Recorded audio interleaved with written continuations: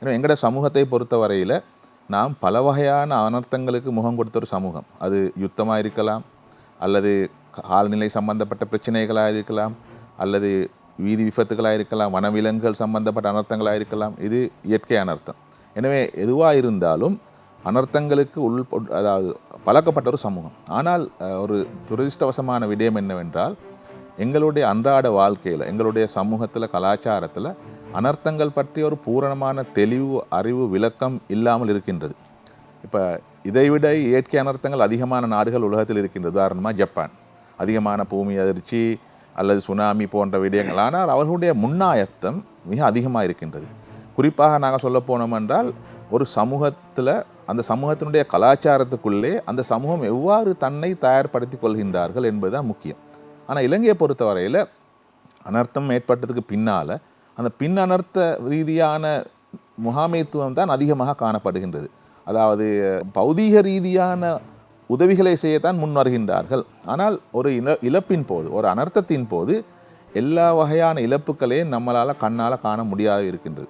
அதாவது நீங்கள் எடுத்தீங்கன்னா மெட்டீரியல் லாஸ் அண்ட் நான் மெட்டீரியல் லாஸ்ன்னு தான் சொல்கின்றோம். உதாரணமாக ஒரு அனர்த்தத்தின் போது தந்தை எழுந்திருப்பாங்க, அம்மா எழுந்திருப்பாங்க, குழந்தைகள் எழுந்திருப்பாங்க, அவர்கள் கல்வி கற்ற பாடசாலை எழுந்திருப்பாங்க. சில நேரங்களில் தான் வாழ்க்கை பூராக சேமித்த பணத்தை கொண்டு செய்த வீடை இழந்திருப்பாங்க. எனவே ஒரு மனிதனுக்கு வரக்கூடிய அதாவது அதிர்ச்சி அல்லது சில நேரங்களில் தாங்க முடியாத ஒரு துயரம், கவலை இதை நீங்கள் சொன்னது போல் பௌதிக ரீதியாக கணிப்பீடு செய்ய முடியாது. எப்போவாவது அந்த யுத்த காலத்திலே பேக்கை ரெடி பண்ணி வச்சிருக்கிறது போல ரெடி பண்ணி வச்சு கொண்டு இருக்கின்றார்கள். இந்த மழை காலங்களில் எந்த நேரத்திலும் மண் சரி வரலாம் என்ற ஆபத்திலே இருக்கின்றார்கள். அவர்களை பொறுத்தளவில் வாழ்க்கையோ நிச்சயமற்ற தன்மையாக மாறிவிட்டது. இப்படி தான் நான் நினைக்கின்றேன். உதாரணமாக நீங்கள் எடுத்து பார்த்தீங்கன்னா, எந்த ஒரு விஷயத்திலே நமக்கு தெரியும், ஒவ்வொரு மனிதனுக்கும் தன்னுடைய தேவை பட்டியலில் பல வகையான தேவைகள் காணப்படும். சிலருக்கு கல்வி தேவையாக இருக்கலாம், சிலருக்கு வீடு வாசல் தேவையாக இருக்கலாம், சிலருக்கு சாப்பாட்டு தேவையாக இருக்கலாம், சிலருக்கு கௌரவம் மதிப்பாக இருக்கலாம். ஒரு நடுத்தர சமூகத்தை சேர்ந்த ஒரு குடும்பத்தை சேர்ந்த ஒரு மனிதன் விபத்துக்கு பின்னால், ஆபத்துக்கு பின்னால் ஒரு பொது இடத்துல போயிட்டு சாப்பிடும்போது அவனுக்கு ஏற்படக்கூடிய அந்த பின்னடைவு, அவனுடைய சுயத்துக்கு ஏற்படக்கூடிய பாதிப்பு, நான் சொல்கிறேன் இந்த டேமேஜ் டு த செல்ஃப். எனவே இதை நாங்கள் மதிப்பீடு செய்ய முடியாது. எனவே இத்தகைய விடயங்களை நாங்கள் கட்டாயம் புரிந்து கொள்ள வேண்டும். இப்போ எங்கள் நாட்டில் ஒரு விஷயம்தான், இது மாதிரி அனர்த்தங்கள் ஏற்பட்டால் மக்களை குறை சொல்கிறது. மக்கள் ஆற்றுடன் சேர்ந்த பிரதேசங்களில் வாழ்கிறது, மலையினுடைய கீழ்ப்பகுதியில் வாழ்கின்றார்கள்னு நாங்கள் குற்றம் சொல்கிறோம். அவர்கள் ஏன் அந்த இடத்தை விட்டு நீங்கவில்லை? உண்மையிலே மாதிரி நமக்கு தெரியும். உதாரணமாக இப்போ நாங்கள் 3 பேரும் பேராசிரியர் மாதிரி தான். ஆனால் எங்களுக்கு கொழும்பு பல்கலைக்கழகத்தில் பக்கத்தில் யாருக்குமே இருக்க முடியாது. ஏன்? காணியினுடைய விலை, வீடு வாங்க முடியாது.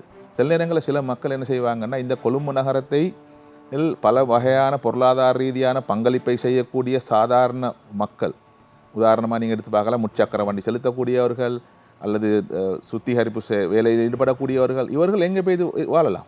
இவர்களுக்கு நிச்சயமாக கொழும்பு நகரத்தில் வாழ முடியாது.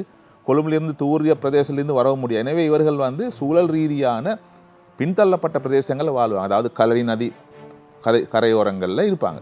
அப்படி இருக்கக்கூடிய மக்களுக்கு என்ன செய்வாங்க? அரசாங்கம், அரசியல்வாதிகள் அவர்களுடைய வாக்குகளை பதிவு செய்வார்கள், மின்சார தொடர்புகளை வழங்குவாங்க, நீர் தொடர்புகளை வழங்குவாங்க, தொலைபேசி தொடர்புகளை வழங்குவாங்க. எனவே அரசாங்கமும் அவர்களை ஒரு வகையில் ஏற்றுக்கொள்ளப்பட்ட அந்த பிரதேச மக்களாக ஏற்றுக்கொள்வாங்க. அதே போல தான் கண்டி பதுள பிரதேசத்திலே மலையிலுடைய மத்திய பிரதேசத்தில் இருக்கக்கூடிய மக்களுக்கு எல்லா வகையான வசதி வாய்ப்புகளையும் செய்து கொடுத்து, அதாவது ஆபத்தான நிலையிலையும் கூட அவர்களை அங்கே வாழ்வதற்கான வசதியை செய்து கொடுப்பாங்க. அப்படி கொடுக்கப்பட்டதுக்கு பின்னால் திடீரென்று ஒரு அனர்த்தம் ஏற்பட்டால் அவர்களை நீங்கள் சொன்னால் அவங்க நீங்க மாட்டார்கள். ஏனென்றால் அவர்கள் கஷ்டப்பட்டு பல துயரத்துக்கு மத்தியில் அவங்களுடைய வாழ்க்கைக்கு சமமான ஒரு வீட்டை கட்டி இருக்கும்போது அவர்கள் நீங்க மாட்டாங்க. எனவே தான் சில மக்களுக்கு வீட்டை விட வாழ்க்கை முக்கியம், ஆனால் சிலருக்கு வாழ்க்கையை விட வீடு முக்கியம். எனவே நாங்கள் புரிந்து கொள்ளணும் என்னென்னா, ஒவ்வொரு மக்களுடைய வகுப்பையும் பொறுத்து அவர்களுக்கு தனியான ஒரு கலாச்சாரம் காணப்படும். இப்போ எங்களுக்கு எங்களோட அனர்த்த நிலை, நாங்கள் சொல்கிறது என்னென்னா ரிஸ்க். இப்போ நாங்கள் ஆகாய விமானத்தில் பயணம் செய்யும் போது பொருத்தமான நல்ல ஒரு ஆகாய விமானத்தை தெரிவு செய்து கொள்வோம்.